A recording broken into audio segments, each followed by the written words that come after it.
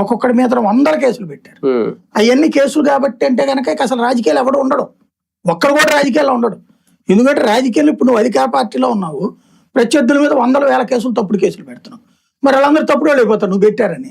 నువ్వేమని చెప్పావు ఎంతమంది జగన్ వాళ్ళ టైంలో మా మీద తప్పుడు కేసులు పెట్టారు.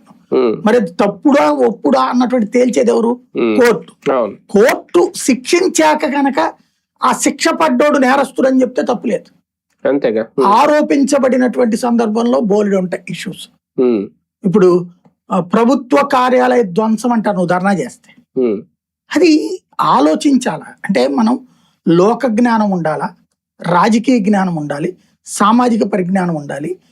కానీ ఎవరో పైన చెప్పే మాటల మీద మనం డిపెండ్ కాకూడదు.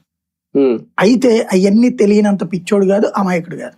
ఆయన స్ట్రాటజీ ఇందులో ఏంటంటే, ఒకటి ప్రతిపక్షం అధికార పక్షం రెండు కూడా కాంగ్రెసే పాత్ర పోషిస్తుంది. మీరు అబ్జర్వ్ చేస్తే కాంగ్రెస్ వాళ్ళని ప్రభుత్వాన్ని తిట్టేది కాంగ్రెస్ వాళ్ళు ఎక్కువ బయట వాళ్ళకంటే.